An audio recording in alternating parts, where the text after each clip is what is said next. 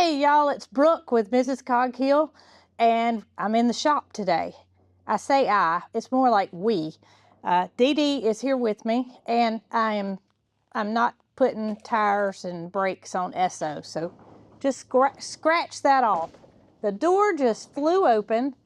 I think y'all can probably hear the wind over here on these doors. It's not that cold outside though. The temperatures are quite mild. The sun is shining, but I'm glad to have all the tools and the woodworking stuff all in one place because I'm not gonna have to go looking around for everything.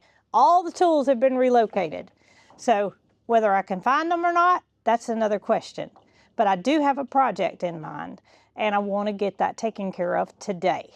So I've got some scrap wood left over from a previous project right here in the shop already, and I've got something in mind. This is going to be one of those can you guess what I'm making kind of deals, because if I told you right now it wouldn't make sense. So I need to show it to you after I complete it and put it up for you to figure out what it actually is. Now I've got a 8-foot 2x6. I'm going to cut it into 4 2-foot sections, and we're going to make sort of a box.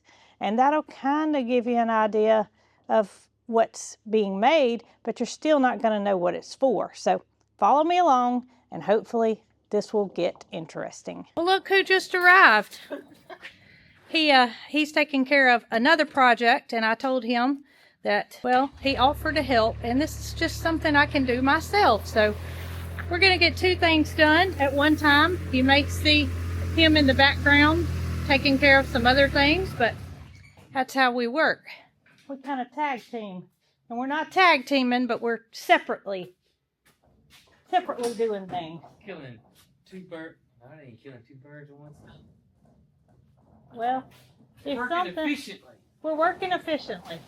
You're getting feed and things unloaded. I see you got all your stuff you need to change the oil and the tractor and the side-by-side. Right. And I did tell people I am not working on Esso. That is not why I'm here today. So that's something that I can't. Well, I can do it, but I'm not gonna do it. How's that? So we're going over to the saw and. Can we get it out? Nope. You sure? Yep. Isn't it okay right there? It is. I just gotta make 4 cuts. I didn't know if those 4 was in your way. Nope, they're fine. 4 cuts. We're going 2 foot on 4 different cuts. I'm going to mark them all.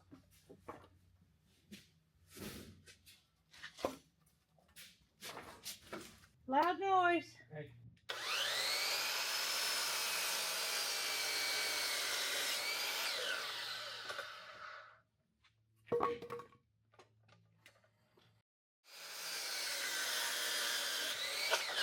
Well, I think my dog went home. All right, 4 pieces.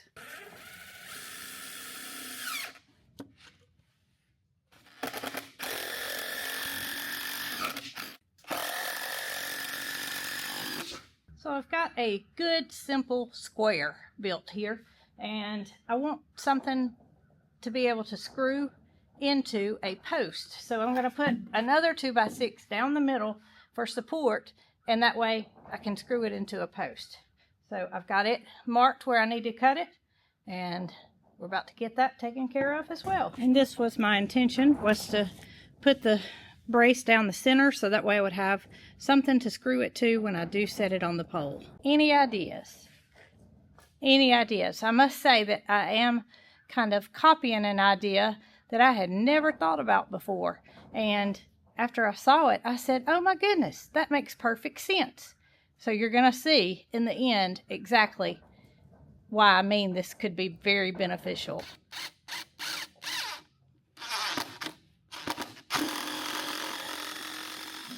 So now that we're outside, you can probably see how bad the wind's blowing. It's a 90% chance of rain tonight, and I don't think there's any thunderstorms predicted, but the temperatures are not going to be hovering around freezing. I thought I had all my materials together, but what I had, I don't like the way it would work. So we're going to walk down to the old barn and maybe even have a visit with Pink, the cat that refuses to live in this area. She wants to be at the old barn, and I'll show you what our situation is for her when it does freeze. I come around back and I found something that's not supposed to happen without supervision. He has his ear pods in, so he can't hear me. What do you think you're doing? Hanging this up, so people told me I needed to. Well, you're not supposed to do that without supervision. Huh, you're here? I'm here, but I'm supposed to be holding the ladder. You sure? Yeah. Oh my goodness. So the greenhouse is being vented out above the crown of the roof, per viewer's recommendation. I think me saying Jason didn't have help was not correct, because he does have help. Right over the other side of the fence is a young man that has lots of experience who will not take his eyes off Jason while he's working. All right, buddy, make sure you stay safe, okay? I think he's done. Goodness gracious. Nugget is definitely a people emu. He would much rather be with us than he would others of his kind. I knew we'd probably get a glimpse of you if we came down here. How are you today, pretty girl? Huh? You out in the sunshine somewhere? At least you don't choose to get as filthy as Tucker does. You stay fairly clean. You want to help me go look for what I gotta find? And I'm gonna show everybody where you sleep when it's cold. Okay? So this is a heat mat, and y'all can see her dusty feet have definitely been on it. And it doesn't actually get that hot to the touch. It's more like that infrared kind of heat. When she puts her body on it, it keeps her warm. So I can guarantee y'all, Pink is protected during these cold winter nights. So I found exactly what I needed. It's already cut off. I don't know why I saved this little piece, but obviously I knew what I was going to need for the future, and I did keep it. So thankfully I still have it, because this is what I need for the bottom. Smaller holes are going to be best. And you see who's coming behind me. Dee Dee was right where I left her, at the front door. Come on, Dee. She decided she needs to come help, and I think Tucker is going to help as well, along with my Secret Service member, Bandit. Where's your brother? Huh? Oh my goodness. All kind of help today. And then I see Jason's got his helper. Y'all know his helper's not far. She's up here with her ball. All right, so got my hardware cloth to go on the bottom, and this is the fence stapler that we initially bought. It shoots staples that are much smaller and intended for things like hardware cloth and just kind of tacking things on to get them held until you can get a bigger something in it. But that's going to be perfect for what I need today, and so we're going to use this little stapler that will not get put away forever.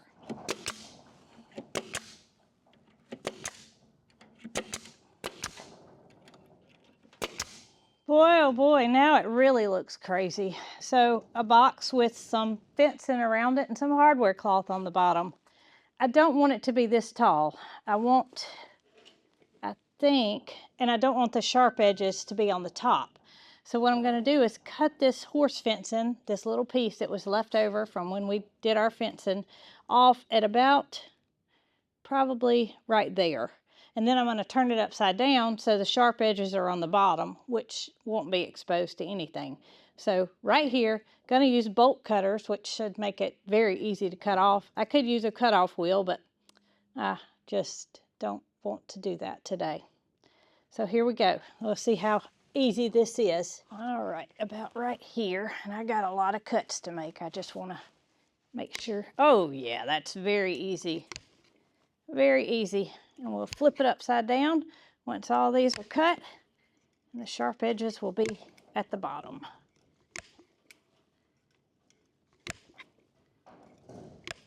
And just like that, I got it cut with the bolt cutters. It was no problem, and I flipped it upside down so you can see that the smooth edge is on the top, the rough edge is on the bottom. That means nothing's going to be exposed on the bottom side. So back to the stapler. I grabbed me some more staples because I have a feeling I'm going to run out. And I did measure my length of wire. It's a little bit over 8 foot. So let's hope it'll wrap around this box and I won't have to piece it together. I've got another little piece out there, but I didn't want to bring a bigger piece in here if it wasn't necessary. How many staples do I have left? Oh, not many. Let's see here. Let's reload the stapler. Oh, but how about that? There were none left. And then we're going to start at this edge, so if we do have to piece it together, be on the end. Here. Right. That's going to hold well.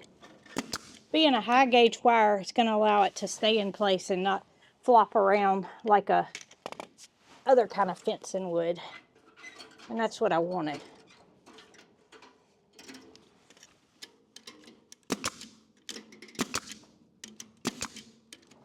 As I'm approaching the finish line, I don't think it could have worked out any better. Because I think I can take these wires right here, twist them around, and make everything reach. And I couldn't have cut it off even any better.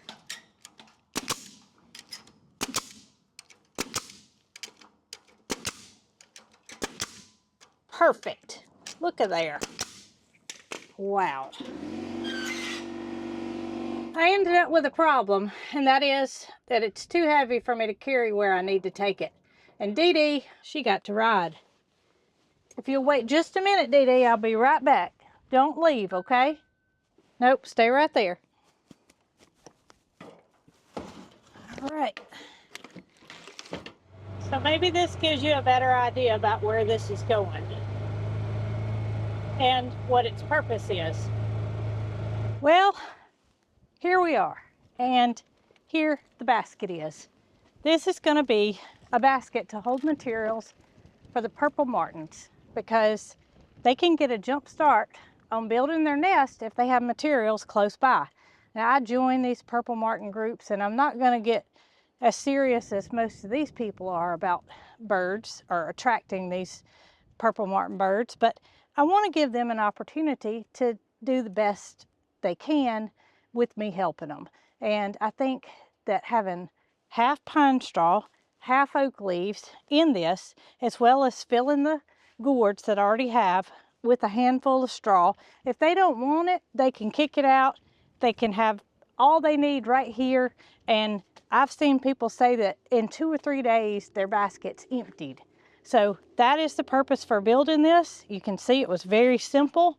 Now I hope I can get it nailed on the pole. The only weight is on the from the 2x6s, so it's not going to be any weight that goes inside of it. The leaves and the pine straw will be very minimal, so I don't see any reason why this shouldn't do just fine.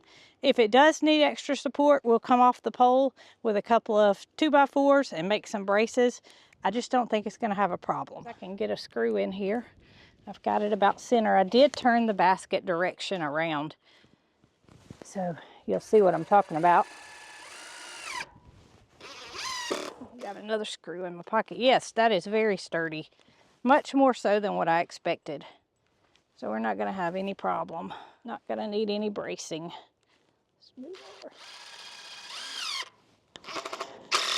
I have no doubt that you can see it up there mounted on top of the pole. You couldn't see how tall it was, I'm sure, with me standing in the back of the bighorn, but from back here, it's not an eyesore, and it's going to provide nesting material for the birds. Now, I may even come back and build something smaller and put different materials in it for the songbirds that are around, bluebirds and wrens and finches and all the other birds that, well, they don't necessarily depend on us as much as purple martins do. And purple martins are so beneficial. We just need to do the best we can to keep them coming. Last time I came over here, Nugget was at the corner trying to help Jason vent out the back of the greenhouse. And this time, we got a different animal. It's Miss Loretta. Loretta, what are you doing? I'm sorry, I didn't mean to startle you. Yeah, this is the furthest you can get from the barn, I do believe. Yeah, where's your husband? Where's Gus? He didn't make it this far, huh? He probably just decided to relax somewhere else. Well, I'm gonna go down here and get some pine straw. You're gonna have to stay behind the fence, I'm afraid. You get out in these woods and you might become feral. So down here at the bottom, you can see the pine trees, and underneath there's a bunch of pine straw. So I want to fill up a couple of buckets with pine straw, and then we want some oak leaves as well. I'm not so sure why they're so particular about oak leaves. I passed by a sweet gum tree and a hickory nut tree on my walk to the barn earlier, and I thought, I wonder if that would work. And I shook my head and I said, nope. They were pretty specific when they said use oak leaves. So I want to do things the way these experts say to do it. And y'all look, the forest floor is just covered with these orange pine needles, which is something that the birds like for some reason. I got me a couple of buckets here, and I'm just going to start loading it up, because once it gets packed down, I'm getting what's falling off the top. You can see what it looks like once you get this orange that has freshly fallen. It's harder to get up. This has been here for a while. I don't necessarily want that. I want the fresh that's on top. They didn't say they were particular about color, but it's easier for me to gather. So it shouldn't take but a minute, and we'll have all these birds will need to get their season started. I didn't read to put a divider between the oak leaves and the pine straw. You know, like those picky eating kids. I've got one myself. She's gotten better, but doesn't want their food to touch the next item beside it. Well, this isn't food, but it's nesting material, and I'm not putting any kind of divider in between it. So hopefully they can just kind of sift through and distinguish between the pine needles and the oak leaves and get whichever one they prefer. And maybe we'll have a clear winner as to what Cog Hill Farm purple martins prefer, oak leaves or pine straw. All right, so I'm not sure if it's going to take both buckets. Oh yeah, it is, for sure. All right, so we got them some good old pine straw on this side, and I'll gather some oak leaves and we'll put it on this side. Give these birds a good start. And 2 buckets of oak leaves for the bougie birds. I hate to tell them, but there might be a few other types of leaves mixed in. I did the best I could, but I can't guarantee that they're all oak leaves. But this is the completed project, and we should be able to see if they use any of it. Of course, some of them are going to fly out, but the bigger leaves will stay. And I think the rain's probably going to push it down a lot too. But I got plenty of more where this came from, and it's free. So it'll be fun to see if they use it and to watch the birds stuffing their little nest. And I told y'all earlier that people say that they put a handful of pine straw or leaves, oak leaves, in each of the gourds, and that way the birds get a head start on their nesting. So today I've decided I'm going to raise my pole up that already has the gourds on it. I do have the ones that are coming still on order, and they'll get here hopefully before the birds do, but I want to give them something to nest in if they arrive early. There are ways that you can track purple martins and see where they are across the United States. And the gentleman that built our pole, Mr. Gerald Jordan, he said that his birds arrive around the end of January. And we're a little bit further north than Selma, which was our previous hometown, but I still want to be prepared. So he also informed me that birds like to move when it's raining. And I told y'all earlier that there's a 90% chance of rain. Of course, that's tonight, but it could linger on into the morning. And that means it's raining somewhere today. So if it's Pinky came to visit me from the barn down at the bottom. But I want them to to be up in case they do decide to come. Now, the reason you don't leave them up year round is you don't want other birds to find these and take over the nesting spots that you have reserved for the purple martins. I am in no way an expert. I'm just simply doing what I have been told to do, and I enjoy watching them. So Pink and I are going to get these gourds stuffed and then raise this pole up. It's on a kind of a winch system, so it does raise up when I twist it, and that's what we're going to do. All right, Pink, you about ready to raise this house up? You want to try to help me, girl? Let's see.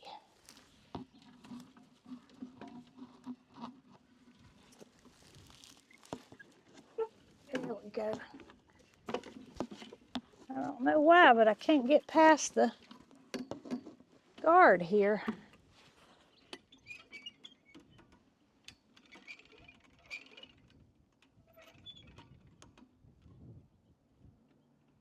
Wind's not your friend, is it?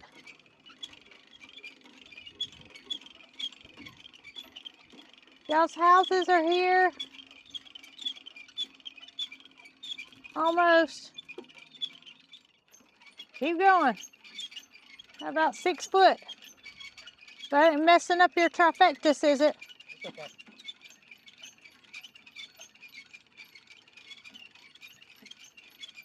Oh, that thing is up there.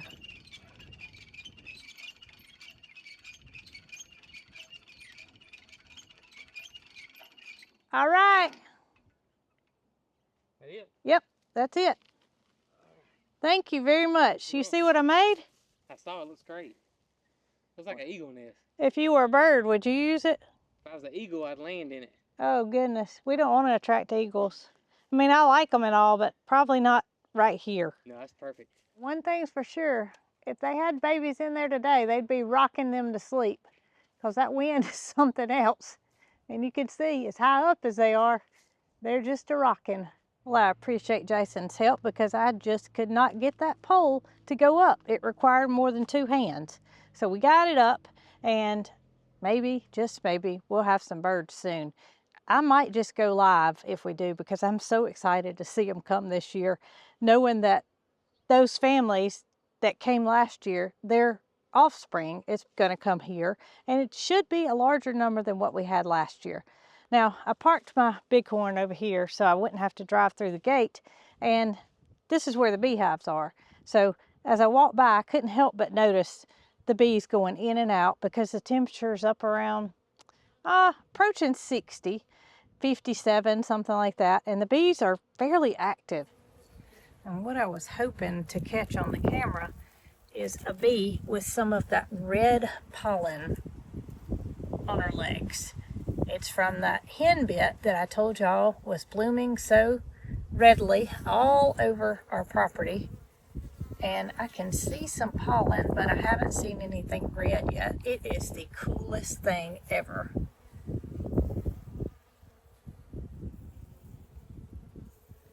Look at them in there.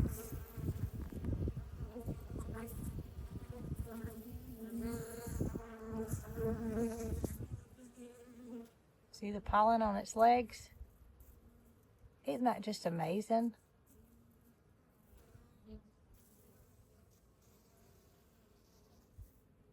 And when they bring in the dead nettle or henbit pollen, it'll be bright red. Just like that, but bright red. Bees are just amazing. As a matter of fact, I had Greek yogurt with some Cog Hill honey mixed in it this morning, and it was delicious. And seeing the beehive made me remember something that I wanted to share with you guys. There was a lady that reached out to us, and she said that she could not consume honey of any kind, and her daughter had purchased some Cog Hill honey for her to try. And lo and behold, it's the first honey that she's ever been able to tolerate. Now, she didn't get into what it did to her. She just said she couldn't tolerate it. And she was just simply amazed by the fact that she could eat honey again and how good it tasted to her. And then there was another gentleman that shops at Rustic Relics in downtown Clanton, who's a honey connoisseur. And he said he has had lots and lots of different kinds of honey. Now, he told the store owner, Rustic Relics store owner, this, so this is secondhand information, but he has had lots of different honeys, and the Cog Hill honey is the best by far that he's ever had. Well, my day was just about over at the farm, except for feeding the animals. But I had to make a run over to another farm before dark and take care of her animals for her. You know, it's kind of like one of those I scratch your back, you scratch mine kind of deals.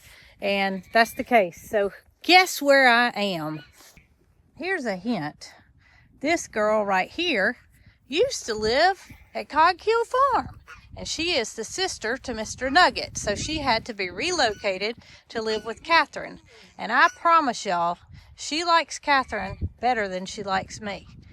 She will come up to Catherine, love all over, and she never did that while she lived at our house. And I have a feeling it's got a lot to do with Nugget. Now here's Miss Special Helen, who Catherine took in about a year ago. She is a blind calf and has to be, well, just she's special needs. So I am going to take care of this crew, Marianne and Gus, and I'm going to take a glimpse around and make sure I don't see an emu egg. So if y'all follow Catherine's channel, G&G Farms, then you know that Goldie has laid her first egg since living with Catherine and Tony over here. And I just knew today was going to be the day that she would have laid the second one. But I don't see one. So, doesn't mean there's not one here. It means I'm not looking in the right spot. I think that means everybody's ready for dinner. Goldie, did you eat your breakfast? I came over and took care of her this morning and took care of everybody else. And let's see. Is she... Oh, she did pretty good, but you got quite a bit of emu feed left. Helen, on the other hand, Catherine warned me that she's a feisty little thing. She is ready to eat at all times. So I'm going to have to put this camera down because it requires me to put my hand on her to keep her back while I pour her food because she gets so excited. Don't you, sweet girl? Oh, all right, Nellie. You're up next. I got Helen taken care of. So there's yours, and I got to go around real quick like, and take care of the other two cows that are on the other side. Well, just as fast as I got here, I'm leaving out, and I don't ever mind helping anybody. So it was just a little something that I had to do before I fed my own. And hope y'all enjoyed visiting Catherine's animals. A little bit of a change from what you see on our farm. And if you don't watch her channel, please check her out, G&G Farms. And I'm headed back to Cog Hill Farm to take care of ours. Take care of our animals, that is. And I hope you guys enjoyed this video. And until next time, y'all be good.